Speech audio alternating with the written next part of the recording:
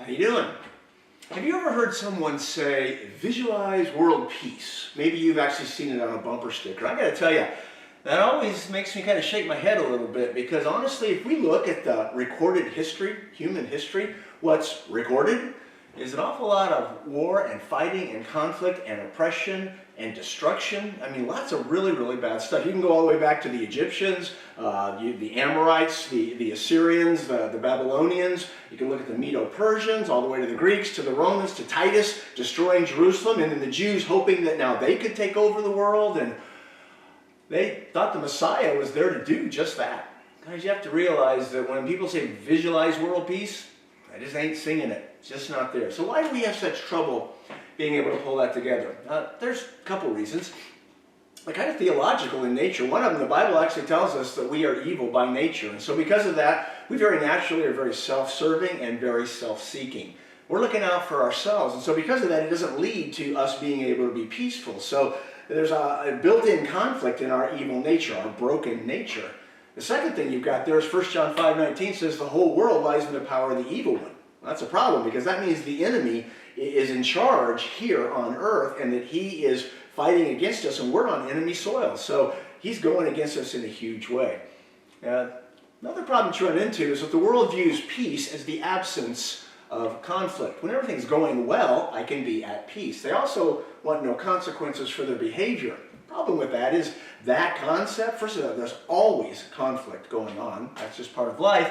And in addition to that, then, you have to understand that the end result of living your life with no consequences leads to chaos. Whenever that happens, people freak out. They cannot believe it. Sometimes they blame God. Now think about that. We reject God. We walk away from his principles. And then we see newspaper pages like this. So really, God's not fixing this, huh? This is somehow on him? Wow, think about that. I have here, now Kim's not here, so I couldn't ask her for sure, but I'm a whiz in the kitchen. Yeah, I don't do anything here, but I was just looking for ingredients for cakes, all right? So it helped. I looked on the back of this cake mix right here, and it told me some of the stuff. So I've got eggs, I've got water, I've got some vegetable oil. I brought in some sugar, there's some confectioner's powdered sugar. Yeah, I don't know about that. Pretty sure you don't need brown sugar. I don't know. Anyway, I'm pretty sure on these right here. So what's interesting is that just because I have the ingredients to a cake does not mean that I can make a good cake. The reason is this, is you need the right ingredients in the right amount and then cook for the right amount of time. You do that, you can come up with a pretty good cake. What you have to realize, guys, is you have to have the right stuff and you have to do it in the right way. But if I think you'd agree with me on this, if I had dirt and water and Brussels sprouts and paprika, I wouldn't be able to make a good cake.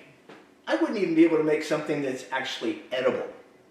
Guys, you have to realize the wrong ingredients mean you're going to turn out bad. The reality is it's not going to work. Well, that's the problem with you and I trying to create peace on our own, the idea of world peace. See, guys, when we're not at peace with ourselves or with God, the idea that somehow we're going to have an opportunity to be able to have peace among us simply isn't going to work. The wrong ingredients are there. We're the wrong ingredients. That's why we need Christ. You know, it's kind of interesting that God is well aware of that. I mentioned dirt earlier as one of the ingredients, but in Psalm 103, verse 14, it actually says that God knows that we are but dust. So he understands that a bunch of dirt bags have difficulty creating peace together. So we have the wrong ingredients. Jesus doesn't. And that's kind of interesting because Jesus made it real clear how this whole thing works in the two texts that we're using today. The whole idea that in John 14:27, he said to his disciples, peace I leave with you, my peace I give to you. Not as the world gives do I give to you. Let not your heart be troubled, neither let it be afraid. He then said in John 16:33, these things I have spoken to you that in me you might have peace. In the world you have tribulation. Take courage, I have overcome the world. Now I want you to think about both of those. First of all, he said that our peace will not be like the world. Well, what is that? Absence of conflict. That's the time that they are at peace. No, that's not us. In addition to that, he said that we're going to have tribulation, and so his peace is in the midst of the problem. Guys, you have to understand that his ingredients supersede the problem. Why does that matter? Well, look at the last month. The whole thing going on with the coronavirus, COVID-19, the mess that's going on, the confusion, the fear that a lot of people wonder about, sometimes wondering what's going on and why the things that are happening, even in places where it's not going on very much. What we have to understand is that while that is unsettling, the reality is you and I can still be at peace in Christ. We need to turn around and see very clearly that the myth of world peace needs to go away. God doesn't even desire world peace. The reality is that if we can be at peace without Christ, then the end result is we don't need him. The chaos reminds us of how much we need God. But what we can do is we can understand that by losing that myth of world peace, we can have the reality, through the right ingredients, the reality of true peace. And that peace comes from Jesus Christ. Right in the midst of problems, difficulties, struggles, coronaviruses, enemies we can't even see. The reality is you and I can still be at peace. Guys, that's what we want. We want true peace. So here you go. For true peace. I'm sorry I just threw a gang sign.